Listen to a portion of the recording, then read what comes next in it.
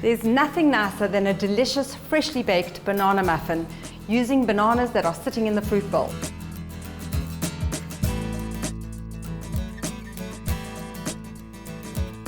We need to sift our dry ingredients, so we need about 280 grams of flour, about 2 teaspoons of baking powder, a little pinch of salt, some bicarbonate of soda, and we're going to sift those ingredients before we add the sugar. The bicarb and the baking powder work together with the enzymes of the banana, and that's what gives you the beautiful rising to these muffins. Right, now we're going to add our sugar and a little bit of cinnamon. We need about 200 mils of sugar. We'll sift that in so it's well mixed into the dry ingredients.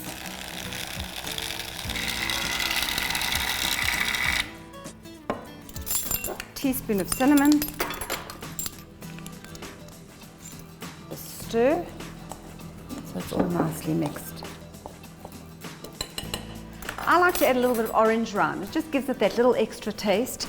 So just about half an orange. This one is particularly large. And now for our moist ingredients, we have some oil. We're going to add some milk, about 125 mils of milk, vanilla essence, and 2 extra large eggs. The beauty about a muffin is that it can be done in one bowl. And the nice thing about it is that it should be chunky. That's the secret to a beautifully baked muffin. We just need to whisk these to add to the dry ingredients and to get our eggs well beaten.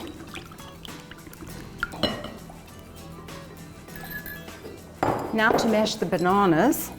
And I use about 3 large or 4 medium, depending on the size of them. We need the bananas to be quite chunky so that it holds the mixture quite well and that it's not too loose when you put them into the actual muffin tins. Right, let's add that to our dry and wet ingredients. And a good mix just with a fork. Don't need any special equipment for this. We just want to combine it and not over mix it. So just ensure that your dry ingredients are mixed in. It's chunky, but it's got the exact consistency I need.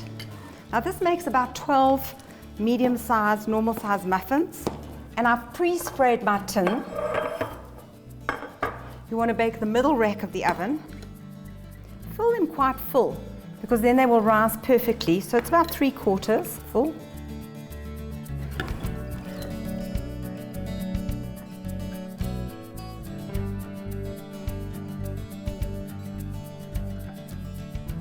Take a palette knife and just run it around the edges of the muffin.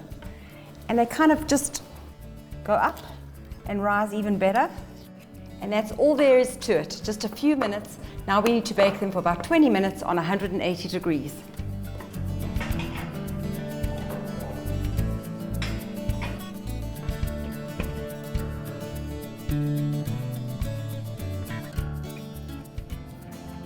They look beautiful and they smell absolutely divine. I'm going to let them rest for just a few minutes. I've got a beautiful platter to put them on.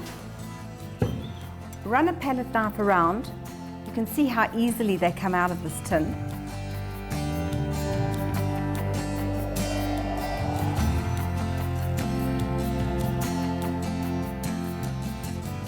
A little sprinkling of icing sugar will finish it off.